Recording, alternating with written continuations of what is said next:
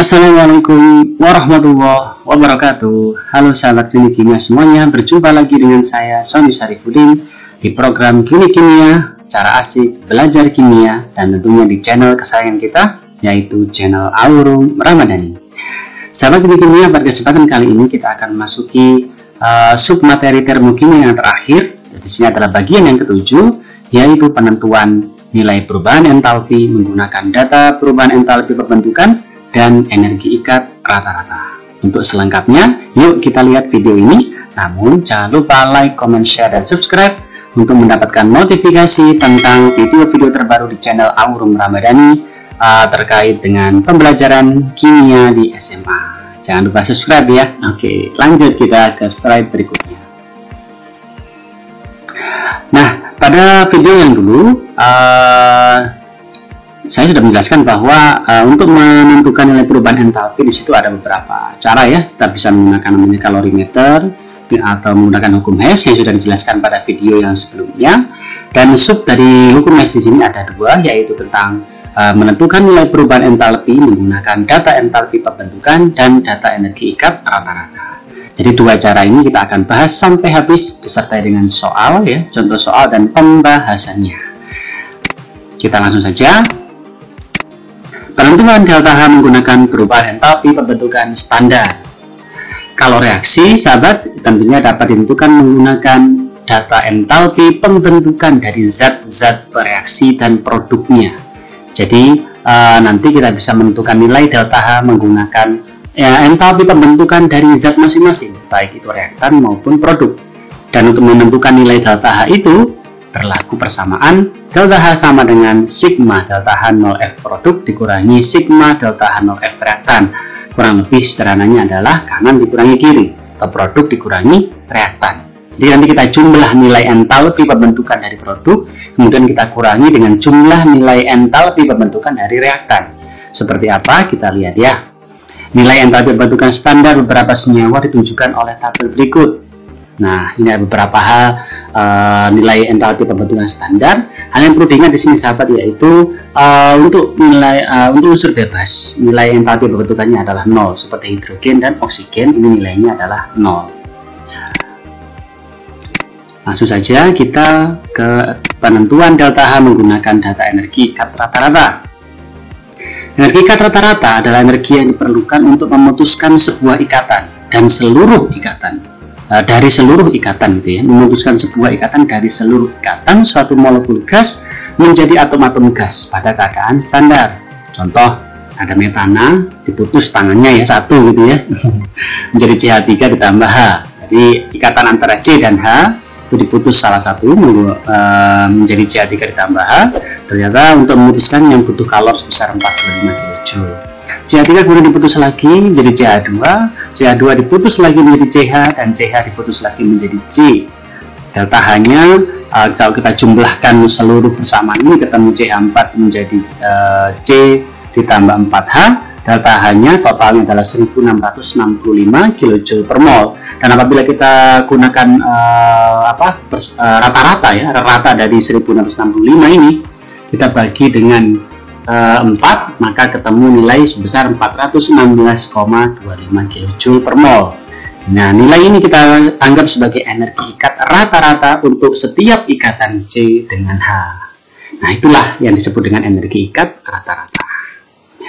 Nah, untuk menentukan nilai delta H menggunakan besarnya energi ikat, kita gunakan persamaan. Delta H sama dengan sigma energi ikat reaktan, ya, reaktan dikurangi sigma energi ikat produk. Atau lebih mudahnya adalah kiri dikurangi kanan. Jadi kalau tadi entalpi pembentukan adalah kanan dikurangi kiri, untuk energi ikat adalah kiri dikurangi kanan, atau sebaliknya gitu ya. Lebih mudahnya seperti itu sahabat. Kita langsung ke contoh soal. Diketahui entalpi pembentukan air min 285 kJ per mol, CO2 min 393 kJ per mol, dan CH4 min 75 kJ per mol. Tentukan kalor yang dibebaskan pada pembakaran 8 gram gas metana. Jadi yang dibakar adalah 8 gram gas metana. Kita diminta untuk menentukan kalor yang dibebaskan, gitu ya. Karena di sini di soal diketahui entalpi pembentukan dari setiap zat yaitu H2O, CO2 dan CH4, maka kita gunakan persamaan tadi ya, delta H untuk menentukan delta H dengan menggunakan entalpi pembentukan, yaitu produk dikurangi reaktan ya. Jadi persamaan pembakarannya dulu kita tulis, yaitu CH4 ditambah O2 menjadi CO2 plus H2O, dan ini sudah disetarakan. Jadi jumlah atom kiri dan kanan sudah setara. Kemudian kita masukkan ke persamaannya, tadi delta H dari combustion atau pembakaran CH4 adalah sigma entalpi pembentukan produk dikurangi sigma entalpi pembentukan reaktan. Nah, kita masukkan produk adalah CO2 dan H2O. Ya, jadi CO2 ditambah 2 kali H2O. Penting di sini koefisiennya sahabat ya, jadi koefisiennya jangan sampai salah. Kemudian dikurangi sigma delta H pembentukan dari CH4 reaktan dan 2 kali delta F O2. Kemudian sahabat ya, setelah kita masukkan ini ya, jadi ini sigma untuk produk, ini sigma untuk reaktan, kemudian kita masukkan nilai yang sudah diketahui. 1 dikali minus 393, ini adalah punyanya CO2, ditambah 2 kali H2O dari sini ya, sebesar min 285 kJ per mol, dikurangi 1 kali nilai entalpi pembentukan dari metana min 75 kJ per mol, dan 2 kali 0. 0 ini adalah oksigen, karena kita ketahui tadi untuk unsur bebas nilai entalpi pembentukan standarnya adalah 0. Maka ketemu min 888 kJ per mol. Jadi tiap 1 mol dari CH4 itu membebaskan kalor sebesar kalor sebesar 888. Ini untuk 1 mol. Nah, untuk 8 gram ya CH4 yang dibakar, kita ubah dulu metananya ini atau CH4 nya menjadi mol sama dengan gram per mr, atau 8/16 mr nya sama dengan setengah mol. Nah, kalau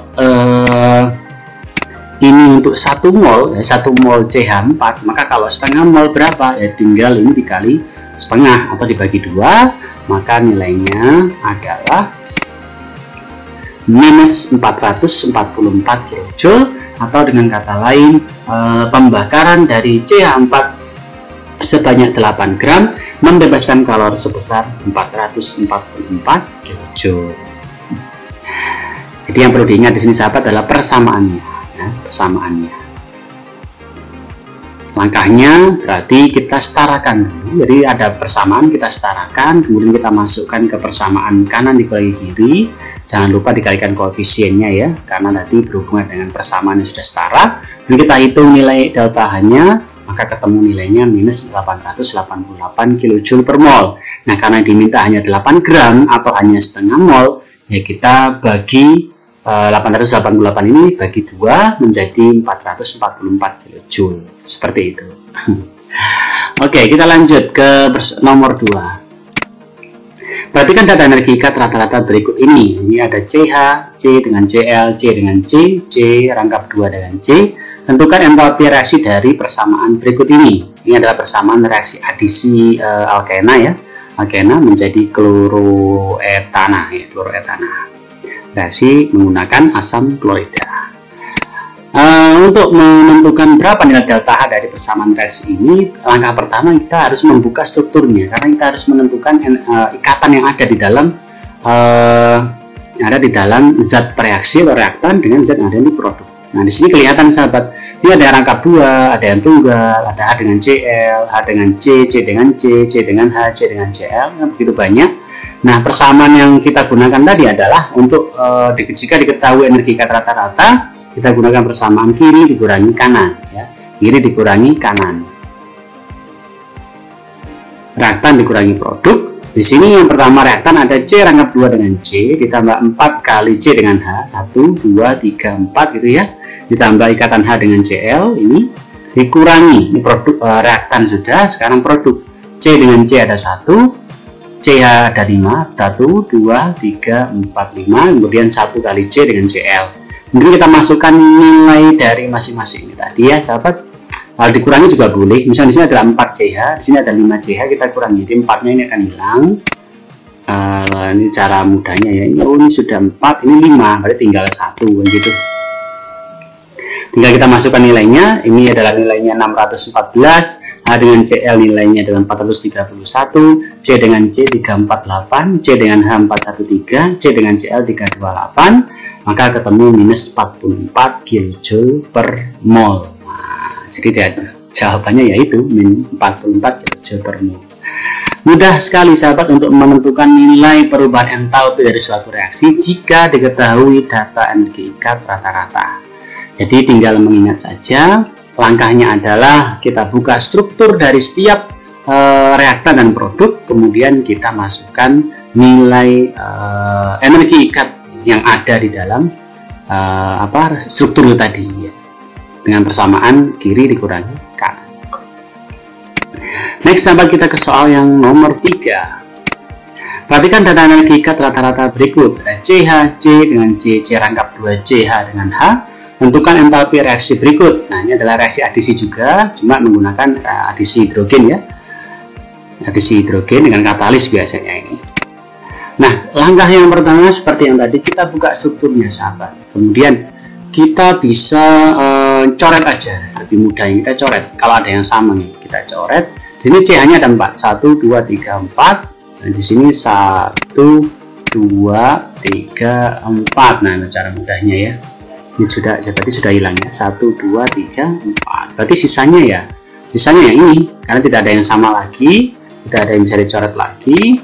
Kita masukkan energi ikatan reaktan dikurangi energi ikat produk atau kiri dikurangi kanan, C dengan C, kemudian 2 kali H dengan H, 4 kali C ya, 1, 2, 3, 4, kemudian 2 kali C dengan C. Ini menjadi 1 dan ini 2. Kemudian kita masukkan nilainya dari tiap energi ikatan. Maka nilai delta-nya adalah min 862 kJ per mol. Oke sahabat, ini adalah beberapa latihan soal yang bisa saya berikan saat ini. Yang pertama, kalian diminta untuk menentukan entalpi pembakaran dari metana. C4 ditambah 2O2 menjadi CO2 plus 2O, ini 2H2O ya, mohon maaf, 2H2O gitu ya. Diminta untuk menentukan nilai dari pembakaran gas metana.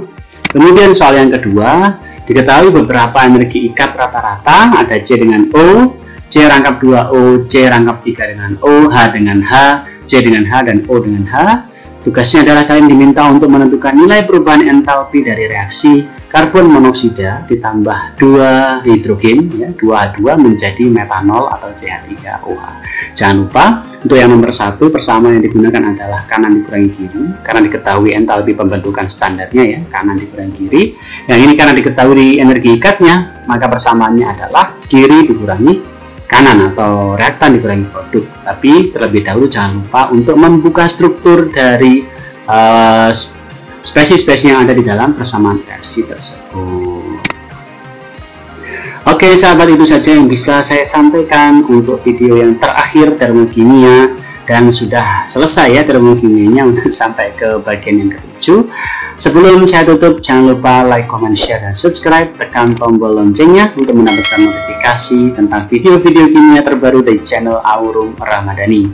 Kurang lebihnya mohon maaf. Saya akhiri. Assalamualaikum warahmatullahi wabarakatuh, dan sampai berjumpa di video-video berikutnya.